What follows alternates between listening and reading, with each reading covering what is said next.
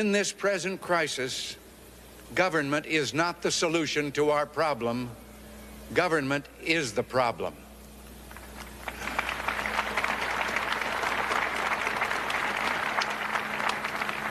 From time to time, we've been tempted to believe that society has become too complex to be managed by self-rule, that government by an elite group is superior to government for, by, and of the people. Well, if no one among us is capable of governing himself, then who among us has the capacity to govern someone else? El déficit era el huevo de serpiente de todos nuestros males, ya que sin déficit no hay deuda, ni emisión, ni inflación.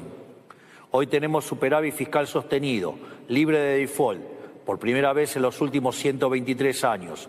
Esto fue gracias a hacer el ajuste más grande de la historia de la humanidad y aplicarle un torniquete a la emisión monetaria hasta llevarla a cero. Hace exactamente un año, un degenerado fiscal que no voy a nombrar venía de imprimir 13 puntos del PBI en un año para ganar una elección, sin cuidado de la inflación que iba a generar. Hoy la emisión monetaria es cosa del pasado. At the time of me recording this video, Happy New Year's, everyone. I hope you guys have a great 2025. And what better way to start off 2025 on this political channel as to renew my perspective on why I am so, let's say, distrusting of government solutions. Government intervention never really fixed or solved anything. Government intervention has a very bad track record, and I'm gonna give a lot of examples for this to being the case. But I want to bring up, a lot of the left wing, right? They have this idea that regulators are like a necessity good, like they're inherently good. When government intervenes into something, it makes things better. And I'm gonna show you prime examples of how that is not the case and why, end of the day, self-governance, being self-sustaining as a whole, it makes your country, makes the government run more efficiently. And I'll show you two examples. I'll show you Reagan and how he mentioned the government is the problem. And now in current day, Javier Milei, who's very libertarian, he cut a lot of the government bloat, is operating above a deficit, no longer has a federal deficit. How is that possible? Right? And you get all these people, all these economists, all these liberal economists telling you that, oh my God, Trump's economy is way worse than Joe Biden's. And I'm also going to challenge that narrative as well. But before I go into this clip about how cutting taxes hurts the government and hurts our ability to pay off a deficit, I want to highlight this quote from Thomas Sowell. The beauty of doing nothing is that you can do it perfectly.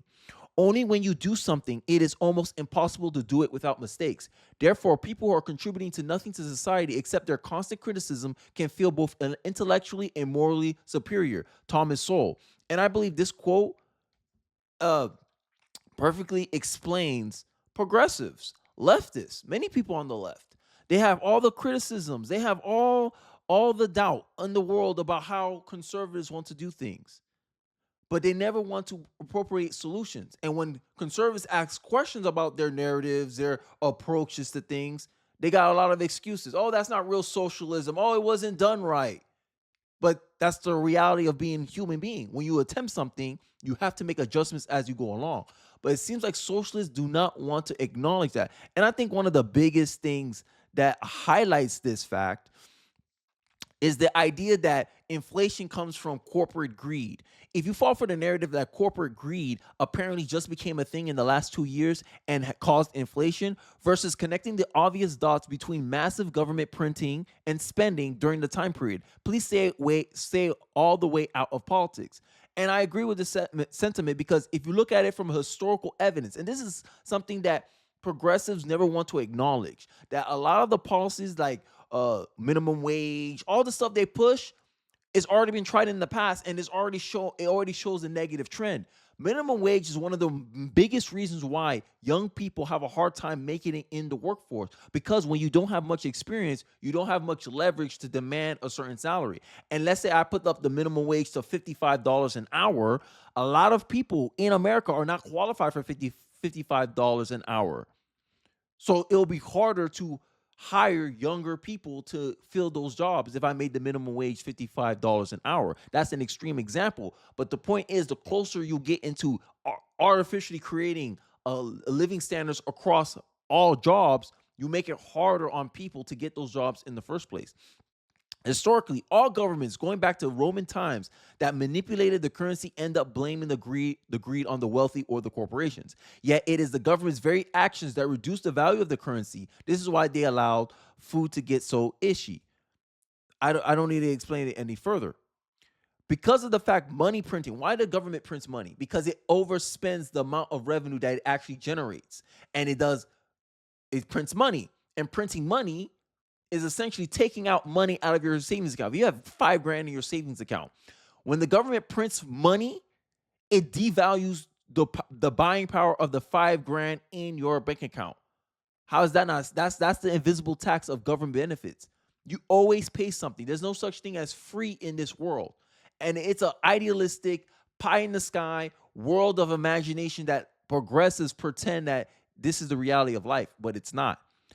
The reality is very practical. And I'm going to show you an example of these two economists debating about tax cuts. And then I'll follow up with some other examples of why I believe that government intervention causes more problems than it solves. Let's take a look. Donald Trump is going to once again cut taxes, largely and disproportionately for wealthy people and corporations.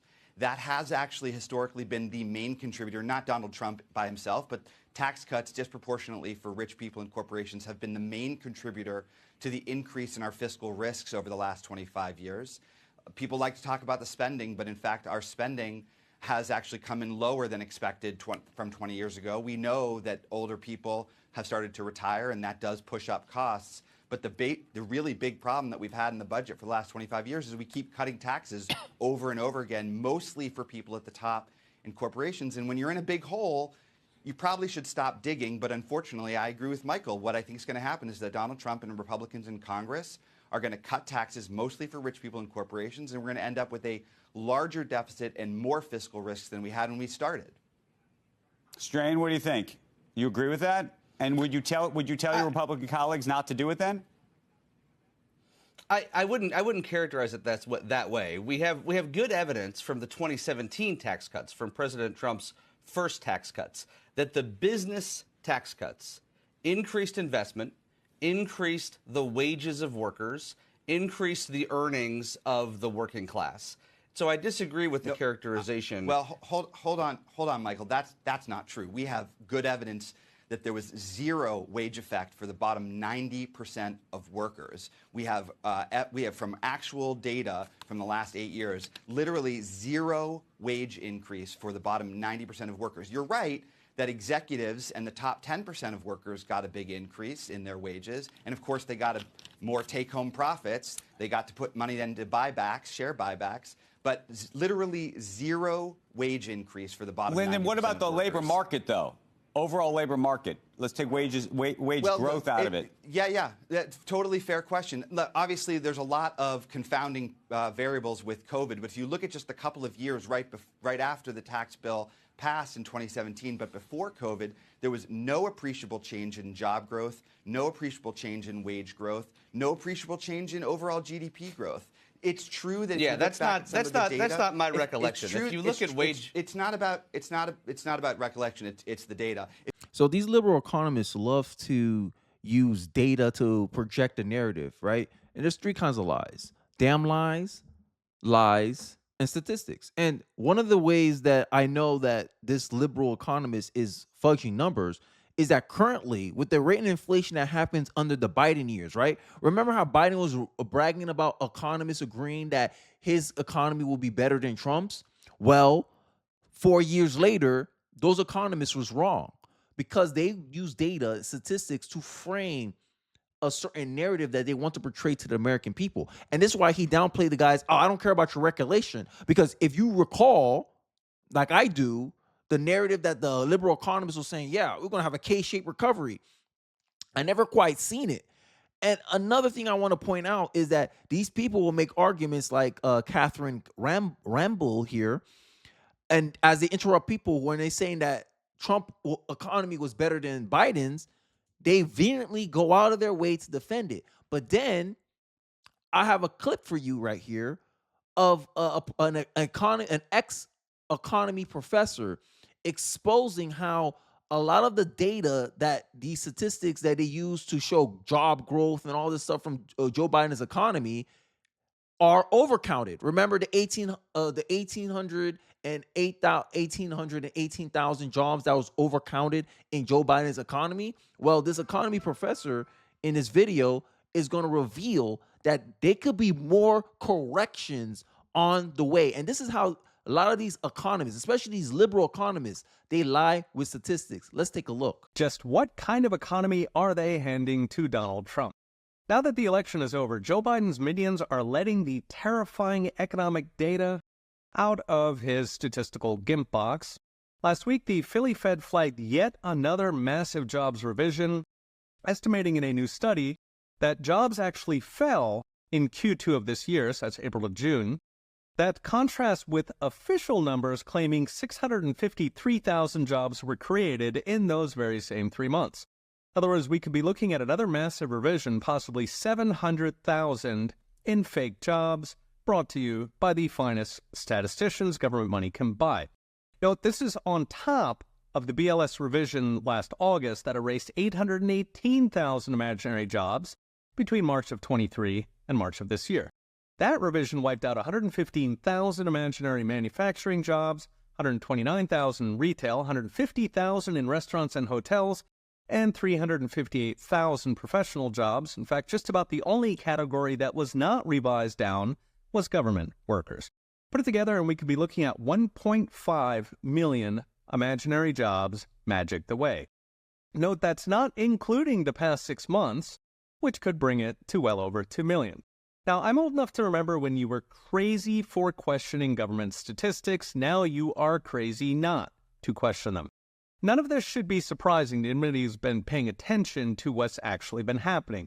I've mentioned how pre-election a majority of voters said we're already in recession, which is striking when official statistics say we're galloping at 3% GDP growth and 4.2% unemployment. Striking enough, in fact, for endless lectures from mainstream media trying to gaslight voters into a Kamala presidency. As the official numbers come clean, it is looking dire on the ground. Continuing unemployment claims just hit a 3-year high, so almost back to COVID. Manufacturing is on a 2-year downtrend despite hundreds of billions in federal handouts flushed out to so-called green industries and famously cyclical semiconductors. Total job openings in the economy is the lowest since COVID. In fact, job openings are down nearly 4.5 million since March of 2022.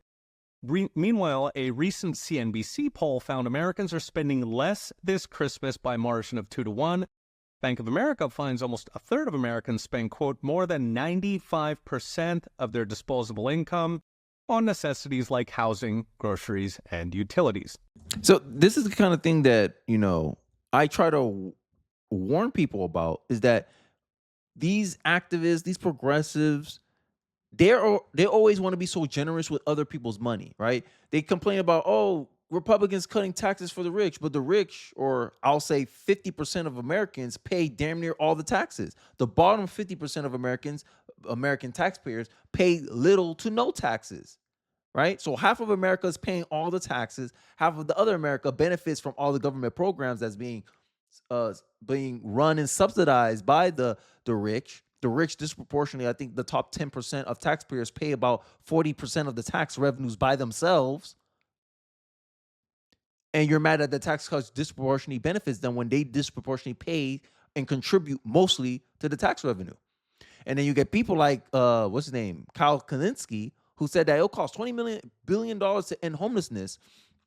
And it goes back to this tone that Ronald Reagan opened up to. If a man cannot even manage himself, who is supposed to be managing him?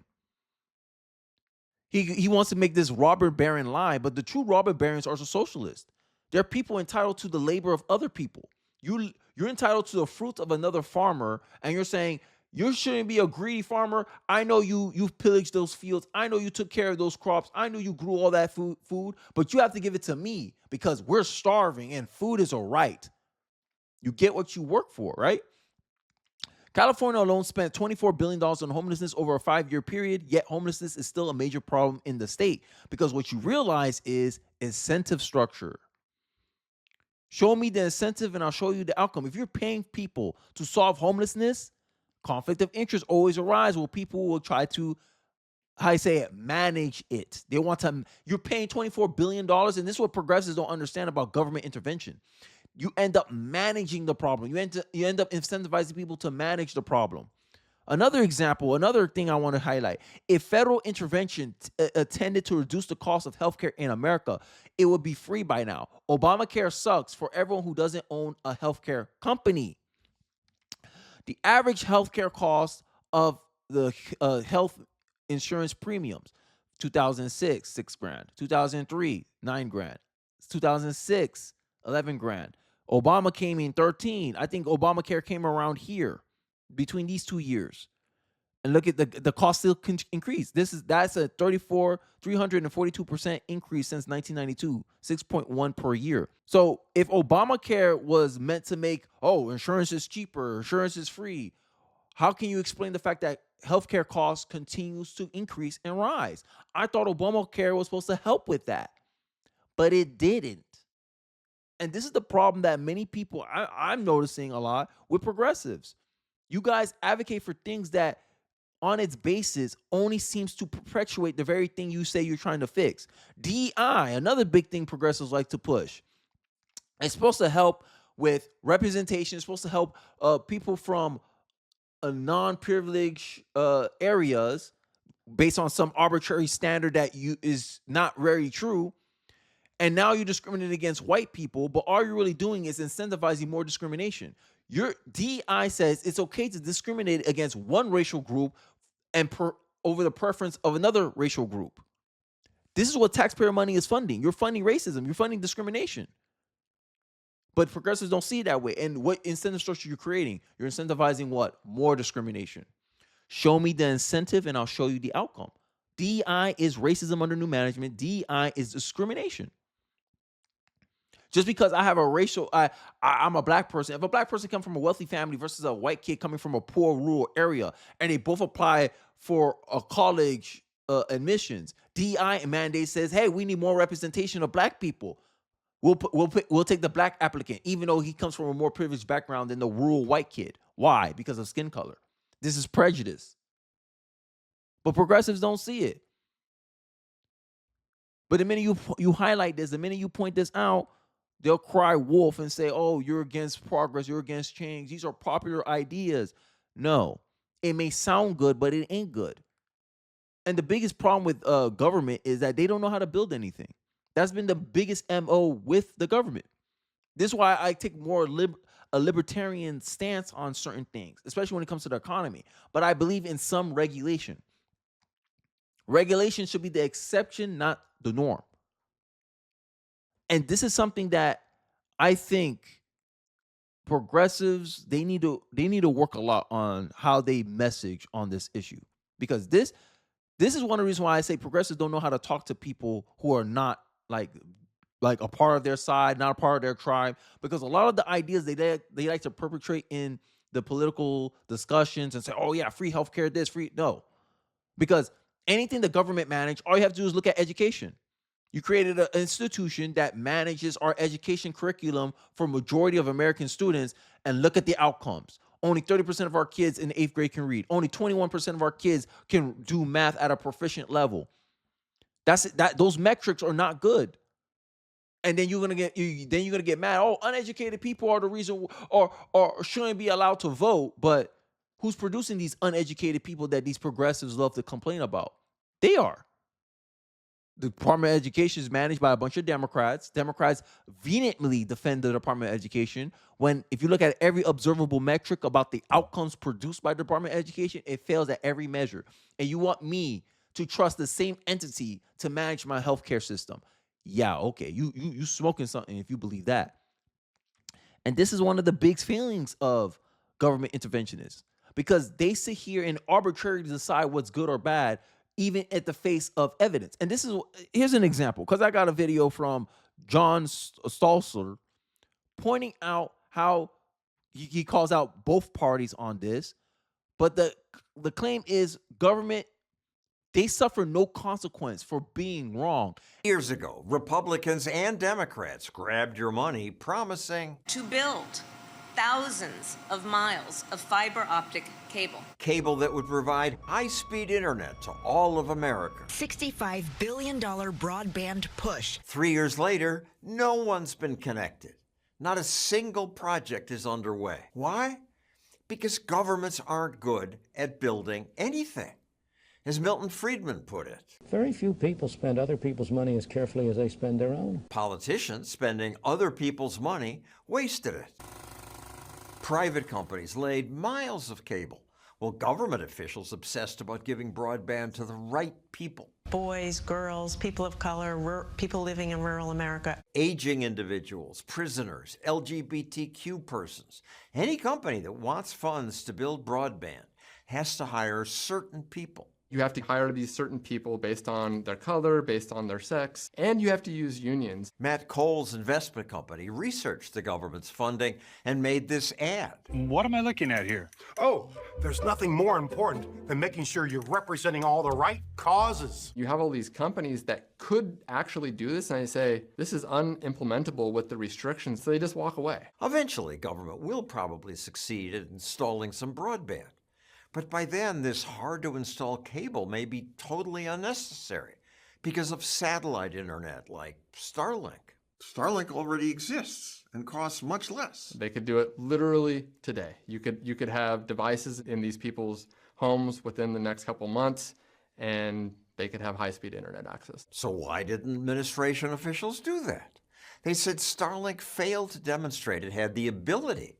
Then, once it became clear that Starlink obviously did, the administration said it won't use Starlink because it's a monopoly. So first, they're not functional. Now they have a monopoly. The reality is that they didn't want that to be the solution. They don't want to give money to Elon Musk. And that's the reality of government.